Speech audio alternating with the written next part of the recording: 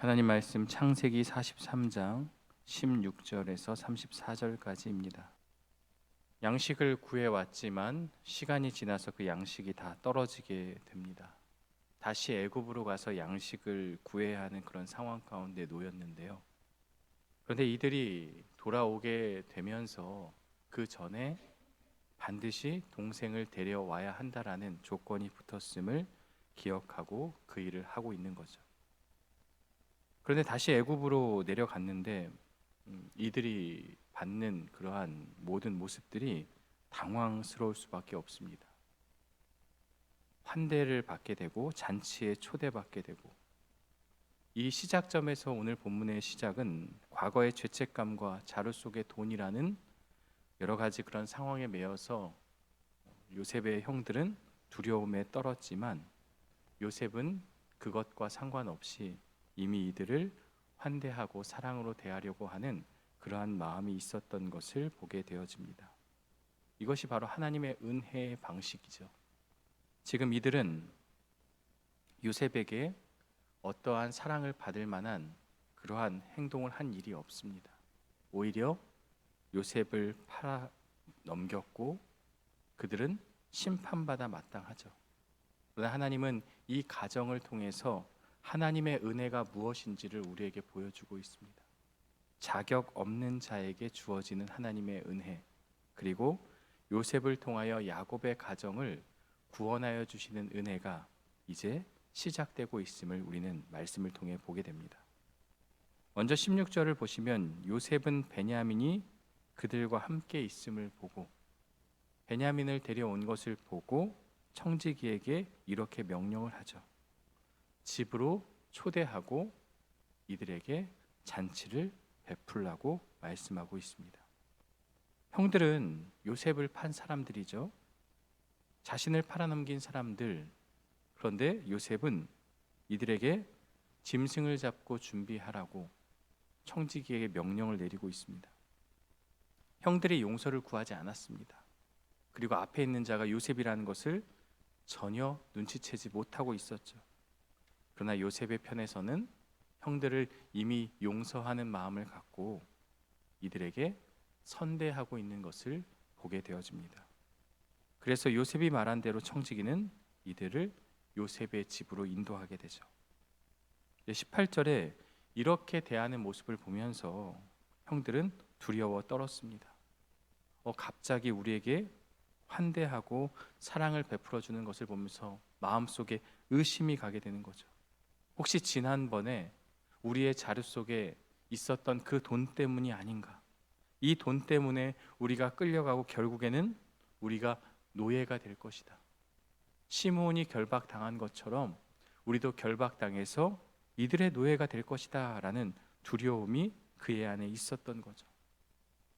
그렇게 생각했던 이유는 이들의 마음속에는 아직 죄책감이 있었기 때문이에요. 서로 간에 우리가 오래전 그 일로 인해서 우리가 이런 상황에 놓였다라고 형제들끼리 요셉을 팔아넘긴 그 일을 기억하고 있었고, 그 일에 대한 죄책감이 남아 있었기 때문에 그들은 이렇게 대하는 요셉의 모습을 이해할 수 없었고 이것이 함정이다라고 생각했던 거죠. 그래서 19절에 보면 문 앞에서 청지기에게 그 사정을 말하는 거죠. 전번에 우리가 내려와서 양식을 사가지고 가는데 여관에 이르러서 자료를 풀어보니까 각 사람의 돈이 그대로 있었다. 우리가 훔친 게 아니다. 우리는 그걸 다 가지고 왔다. 양식 살 돈과 지난번에 우리에게 돌려주신 그 자료에 들어있던 돈까지 다 가져왔는데 그때 우리에게 누가 그 돈을 넣었는지 우리는 알지 못한다라는 것을 상세하게 설명을 하고 있어요. 우리가 훔친 것이 아니다 라는 거죠. 형들이 진실을 말하고 있습니다. 과거에는 거짓말을 하였고 진실을 감추었다면 이제는 이들의 모습이 달라지고 있었던 거죠. 솔직하게 그 상황을 설명하고 있습니다. 그런데 23절에 청지기가 이렇게 말하고 있어요. 너희는 안심하라, 두려워하지 말라.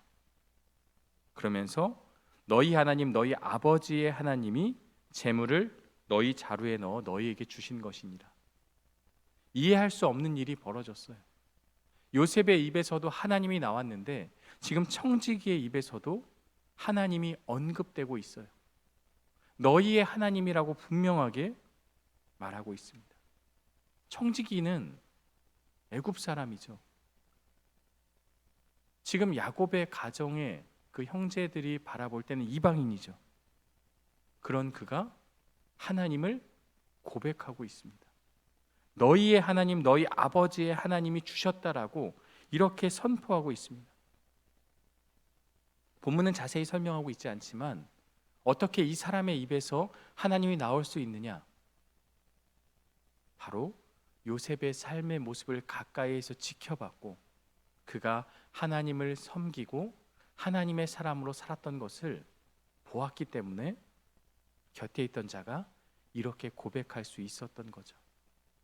하나님의 사람 요셉의 삶의 모습을 보고 그의 신앙이, 그의 믿음의 모습이 삶으로 드러났기 때문에 이런 고백을 할 수 있는 거죠. 우리가 세상에 나가서 어떠한 모습으로 살아가느냐가 이렇게 나타날 수 있다는 거죠. 교회 안에서 내 신앙을 알고 있는 곳에서는 우리가 신앙인의 모습으로 살아가는 것이 어렵지 않습니다. 그러나 세상에 나아가서 믿지 않는 자들 가운데서 믿음의 삶을 살아가는 것은 희생이 따르고 불편한 일이고 여러 가지로 번잡한 일이기 때문에 그렇게 사는 것이 쉽지 않아요. 그러나 그 삶이 우리의 신앙을 보여주고 있는 것이다. 이 요셉의 모습을 통해서 우리가 알게 되어지는 거죠. 요셉은 말로만 하나님을 증거한 것이 아니에요. 삶으로 증거했고 청지기가 그것을 보았고 본문에서 그 하나님을 고백하는 입술을 통해서 요셉의 삶을 생각할 수 있는 것이죠. 그리고 청지기는 결박되었던 시므온을 데리고 나왔습니다. 포로로 갇혀 있었던, 감옥에 있었던 그 시므온을 풀어주고 형제들이 함께 한자리에 모이게 된 거죠. 24절에 보면 그들을 요셉의 집으로 인도하고 물을 주어 발을 씻게 하며 그들의 나귀에게 먹이를 주더라. 발을 씻는 것은 손님을 맞이하는 예우이죠. 그리고 나귀에게도 먹이를 주었다. 지금 형제들을 귀한 손님으로 대접하고 있는 것을 보게 됩니다. 25절에 그들이 거기서 음식을 먹겠다 함을 들었으므로 형들은 청지기로부터 요셉과 함께 식사를 한다는 말을 들었습니다. 그 말을 듣고 예물을 정돈하고 요셉이 오기를 기다리고 있습니다. 점점 두려움에서 기대감으로 바뀌기 시작한 거죠. 그렇게 바뀔 수 있었던 이유가 무엇이에요? 청지기의 입에서 안심하라, 두려워하지 말라, 하나님에 대한 고백이 터져 나왔기 때문에 형들은 이제 조금씩 긴장을 풀고 기대감을 갖게 된 거죠. 요셉이 집에 왔습니다. 형들이 예물을 드리고 땅에 엎드려 절했습니다. 요셉의 꿈, 그 곡식단, 해와 달과 별들이 요셉에게 머리를 숙였던 그 꿈대로 지금 이루어지고 있는 거죠. 요셉은 너희 아버지가 안녕하시냐? 아직도 생존해 계시느냐? 야곱에 대한 안부를 묻고 있습니다. 아버지가 어떠한지, 오래전 아버지와 떠나 먼 땅에서 살았던 요셉의 마음속에는 아버지에 대한 안부가 너무나도 궁금했던 거죠. 아버지가 살아있느냐라고 묻고 있습니다. 28절에 그들이 대답을 하죠. 우리 아버지가 평안하고 지금까지 생존하였나이다. 이렇게 고백하고 있습니다. 그리고 29절에 보면 요셉이 눈을 들어서 자기 어머니의 아들 동생 베냐민을 보고 이렇게 묻습니다. 너희가 내게 말하던 너희 작은 동생이 이 아이냐? 22년 만에 자신의 동생을 마주하게 됩니다. 17 소년이었던 요셉이 동생 베냐민과 헤어졌습니다. 당시에 베냐민은 어린 그런 아이였겠죠. 그런데 오랜 시간이 지나 동생의 모습을 마주하니 얼마나 마음이 뭉클하고 또 아팠겠습니까? 그래서 이 동생을 보고 나서 이렇게 고백을 하죠. 소자여, 하나님이 내게 은혜 베푸시기를 원하노라. 이 소자라는 말은 사랑하는, 친애한 이런 의미가 담겨 있어요. 애정을 담아서 베냐민을 향해서 하나님의 축복을 지금 선포하고 있는 거죠. 마치 제사장의 축복처럼 하나님이 내게 은혜 베푸시기를 원하노라 라는 고백을 지금 하고 있습니다. 그리고 이 요셉은 동생을 본 그 감정을 주체할 수가 없어서 30절에 보면 급히 울 곳을 찾아 안방으로 들어가서 울고, 지난번 형제들을 마주했을 때도 울었지만 이번에도 더 큰 감정에 복받쳐서 울었던 거죠. 그 시간, 흘러왔던 그 세월들, 그 모든 것들을 생각하며 요셉은 통곡할 수밖에 없었던 거죠. 31절에 얼굴을 씻고 나와서 그 정을 억제하고 음식을 차리라 하며, 감정을 억제하고 음식을 차리라고 명령합니다. 요셉은 감정에 무너지지 않았습니다. 울었지만 다시 일어선 거죠. 32절에 보면 3개의 식탁이 차려졌습니다. 요셉의 식탁, 형제들의 식탁, 그리고 함께 먹는 애굽 사람의 식탁. 이렇게 구별된 것은 이유가 있죠. 히브리 사람과 애굽 사람이 같이 먹으면 부정함을 입게 되기 때문에. 그리고 요셉과도 구별된 것은 아직 요셉이 자신의 신분을 밝히지 않았기 때문에, 자신이 요셉임을 밝히지 않았기 때문에 구별되어서 식탁을 마주할 수밖에 없었던 거죠. 33절에 보면 그들이 요셉 앞에 앉되 그들의 나이에 따라 앉히게 되니 그들이 서로 이상히 여겼더라.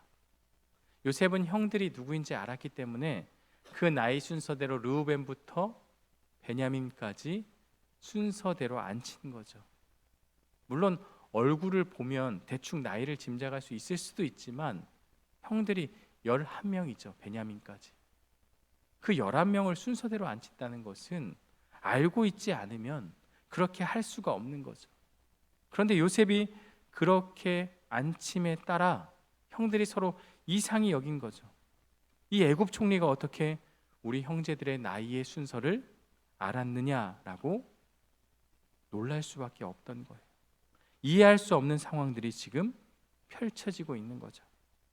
그리고 34절에 요셉이 자기 음식을 그들에게 주었다. 자신이 먹어야 될 그 음식을 덜어서 형제들에게 나누어 준 거죠. 그런데 베냐민에게는 5배를 더 주었습니다. 물론 친동생에 대한 사랑 때문이라고도 볼 수 있지만 한편으로는 형들에 대한 시험이 아닐까 생각이 되어져요. 오래전에 요셉이 아버지에게 특별한 대우를 받았을 때 형들은 질투했고 시기했습니다. 그런데 지금 이 상황에서 총리가 베냐민을 사랑하고 5배를 더 주었을 때 형들이 어떻게 행동하느냐, 이것을 보고 싶지 않았나 이런 생각을 하죠. 그런데 34절을 보면 그들이 마시며 요셉과 함께 즐거워하였더라. 지금 형제들은 5배를 동생에게 더 주어도 시기와 질투가 없었던 거죠. 형들이 변했고 함께 즐거워했습니다. 이게 요셉의 어떤 그런 과거에 당했던 모습과 달라진 형들의 모습을 마주하게 되는 것이죠. 오늘 말씀을 통해서 우리가 깨닫는 것은 우리 삶에 찾아오는 은혜의 방향성을 명확히 깨닫고 내면의 두려움과 불안을 온전히 내려놓는 것이 필요하다라는 것을 깨닫게 돼요. 특별히 오늘 본문에서는 하나님이 이들에게 베푸신 사랑을 보여주고 있는데요. 요셉을 통하여서 하나님이 이들을 선대하고 있는 거죠. 요셉이 한 일이 아니라 하나님의 일하심이죠. 본문 속의 형들은 총리의 집으로 인도되는 사랑을 입었음에도 극심한 공포에 사로잡혔습니다. 왜냐하면 죄책감이 있었고, 그리고 그들은 돈이 그 자루 속에 들어 있었기 때문에 그 찝찝함이 남아 있었던 거죠. 그래서 요셉이 베푸는 그 선대가, 호의가 함정이라고 생각할 수밖에 없는 거죠. 그래서 청지기에게 자신들의 상황을 해명하고 그 모든 것들을 고백하게 되는 것이죠. 그런데요, 하나님은 이들을 이미 품어주시고 요셉을 통해서 그 가정을 회복시켜 주실 것을 하나님은 계획하고 있었죠. 바로 이것이 무엇이냐면 자격 없는 자에게 주어지는 하나님의 은혜라는 거죠. 형들은 그 어떤 사람도 사랑을 받을 만한 자격이 없습니다. 오히려 요셉을 통해서 복수를 그리고 심판을 받아야 함이 마땅하죠. 그것이 인지상정이고 일반적인 상식이고 바른 모습이죠. 그런데 요셉은 그렇게 하지 않았고 이 모든 것은 하나님의 은혜의 섭리가 작동하고 있었던 거예요. 우리가 받은 구원, 우리가 받은 은혜의 모든 것들도 사실 우리의 모습과 우리의 상황이 그것이 주어지는 것과 전혀 무관하다는 것을 우리는 알고 있습니다. 자격 없는 자에게 주어지는 하나님의 은혜가 우리에게도 베풀어졌고 그 은혜로 말미암아 우리가 구원을 얻게 된 것이죠. 마치 이 형들이 지금 사랑을 받는 것처럼 우리도 예수님을 통하여서 놀라우신 은혜를 경험하게 된 것이죠. 그렇다면 우리가 죄책감을 가질 필요가 없죠. 염려할 필요가 없죠. 그 받은 은혜를 누리며 살아가는 것, 그 평안을 누리며 살아가는 것이 바로 우리에게 주어진 하나님의 은혜라는 것을 기억해야 한다라는 거죠. 또한 오늘 본문은요, 형제들의 달라진 모습을 발견하게 되는 거죠. 베냐민이 5배를 더 받았을 때 형들은 시기하지 않았습니다. 과거에 그들은 요셉이 받는 특별한 대우를 너무나도 싫어했고 질투했고 시기했습니다. 아버지의 편애가 물론 잘못된 모습이지만 형들은 시기와 질투로 요셉을 팔아넘기는 그러한 모습으로까지 다가가게 된 거죠. 근데 요셉은 지금 이 시점에서 다시 한번 그 모습을 시험하게 된 거죠. 그런데 형들은 베냐민이 5배를 더 받아도 불평하거나 질투하거나 시기하지 않았던 거죠. 우리가 하나님을 믿는 사람, 하나님의 공동체 안에서도 누군가가 잘 되고 행복한 모습을 진정으로 축복해주고 기뻐하는 일은 쉽지 않습니다. 왜냐하면 우리 안에는 비교 의식이 있기 때문이에요. 형들이 마음에 품고 있었던 그 비교와 시기, 우리의 마음속에서도 여전히 그런 것들이 작동을 해요. 내가 잘 돼야 되고 내가 행복해야 되는데 교회 공동체 안에 혹은 내가 아는 사람들 안에 잘 되고 행복해하는 것이 배가 아프고 마음이 쓰릴 때가 있는 거죠. 그런데 본문은 무엇을 말해주고 있습니까? 함께 마시며 즐거워하였다라고 기록하고 있습니다. 이것이 형들의 달라진 모습이고 오늘 우리의 모습이 되어야 한다는 거죠. 저 사람은 나보다 잘 되면 안 되는데, 저 사람은 나보다 더 행복하면 안 되는데, 이런 마음이 우리의 마음 가운데 있는 거죠. 그리고 그 사람이 잘 안 됐을 때 겉으로는 안 됐다라고 표정을 짓지만 속마음은 잘 됐다라고 생각할 때가 있는 거죠. 그게 솔직한 우리의 마음 아닙니까? 그 사람이 넘어지고 좌절하고 절망이 되었을 때 우리의 마음 속에는 알게 모르게 내가 그가 아님을 기뻐하고 그의 잘못됨을 행복해하는 모습이 우리 안에 있는 거죠. 그런데 이런 모습을 우리는 버려야 한다는 거죠. 내게 주신 은혜가 족하기 때문에 다른 사람이 어떠하든 우리가 비교할 필요가 없는 거죠. 왜 그 사람이 받은 것과 내 것을 비교하면서 나의 적음을, 나의 모자름을 하나님 앞에 불평하고 있습니까?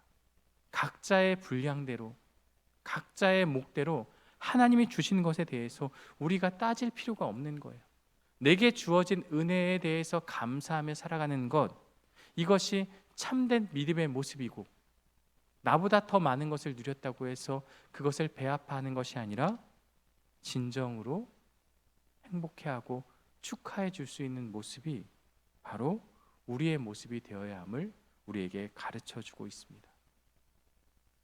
이제 오늘 본문을 통해서 우리가 알게 되는 것은 이제 요셉의 그 선대를 통해서 야곱의 가정, 그 형들의 모습이 변화되기 시작하고 있습니다. 이제 그들은 더 이상 과거의 모습에 매여 있지 않고 베냐민에 대해서는 시기하거나 질투하지 않고 함께 즐거워하며 회복하는 그 모습을 보여주고 있습니다. 그리고 서로 간에 더 아껴주며 그리고 그 모든 것들을 벗어내는 그러한 모습을 통해서 회복이 이루어지고 있습니다. 오늘 말씀을 기억하며 우리에게 주신 그 은혜, 사랑, 그 모든 것들에 만족하며 타인에 대한 질투와 시기, 불평과 원망을 버리고 하나님이 나에게 주신 그 모든 것들, 그리고 나에게 주신 그 구원의 은혜, 이 모든 것이 자격 없는 자에게 주어진 것임을 기억하고 그것에 대해서 감사하며 살아가는 저와 여러분들 되시기를 주님의 이름으로 간절히 축원합니다. 함께 기도하겠습니다. 하나님 아버지, 감사합니다. 오늘 우리에게 주시는 말씀을 통해 우리 삶에 있어서 나에게 주신 많은 것들이 있지만 여전히 감사하지 못하고 다른 사람과 비교하며 나의 모자람을 불평과 원망했던 우리의 모습을 마주하게 됩니다. 나에게 주신 그 은혜가 너무나도 크고 감사함에도 불구하고 지금 나에게 주어진 물질이, 상황이, 그 형편이 어렵기 때문에 하나님을 원망하고 불평했다면 오늘 말씀을 기억하며 받을 자격이 없는 자에게 주어진 그 구원의 은혜만으로도 너무나도 크고 족함을 인정하고 삶의 자리에서 나의 모자란 부분에 대한 불평과 원망을 버리고 다른 사람에 대한 시기와 질투도 버리고 온전히 하나님께 감사하며 살아가는 우리들의 모습이 될 수 있도록 인도하여 주옵소서. 공동체 안에서 특별히 누군가가 잘 되고 행복해하는 것을 불평하고 원망하는 것이 아니라 진심으로 축하해 줄 수 있는 마음이 우리 안에 있게 하여 주시고 나에게 주어진 것에 대해서 만족하며 살아가는 믿음의 모습이 우리 안에 있게 하여 주옵소서. 지금도 상황과 여러 가지 형편이 어려움 가운데서 힘들어하고 있는 성도들이 있습니다.